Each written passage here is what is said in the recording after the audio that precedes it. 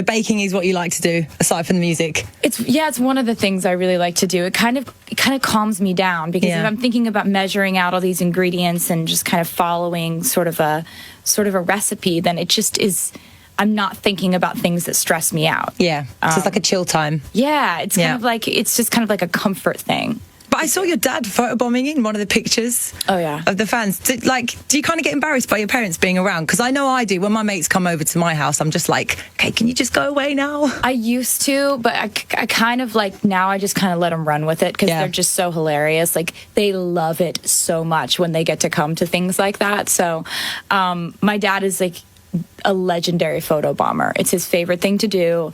He loves to just jump into the back of pictures at any given moment. And it's fun having parents who are really enthusiastic about what I do for a living. It's really fun. Well, let's talk about the album at least, because I'm dying to know more about it. I mean, kind of what was the influence behind it? I have a few artists from the late 80s who I think, in my mind, were making the most incredible, bold, risky decisions as far as pop music goes. Yeah.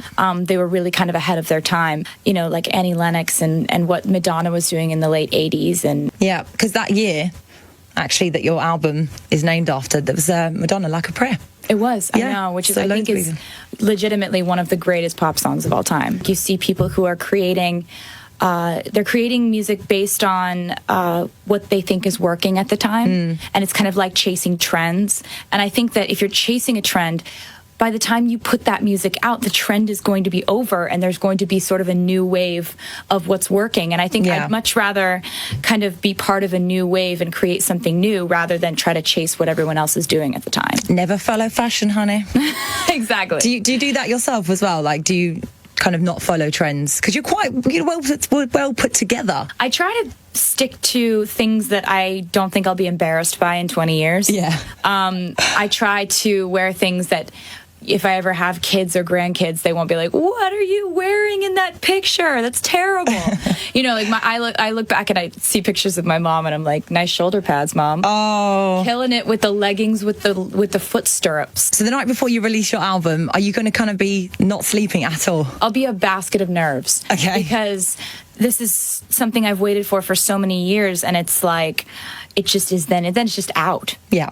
And then it's just kind of judged based on like a first week number. And it's like all these kind of things that cause anxiety. Creatively, I couldn't be more confident about the album. But on the other half of it, you're like, oh, God, I hope people want this. No, they'll be fine. I'm sure we'll be climbing around the charts like how Ed Sheeran did it as well. Everyone said that he absolutely took the mick out of iTunes. Yeah, because he released one song every day for a week or something like that. Yeah. Yeah. Is that something you're going to be doing?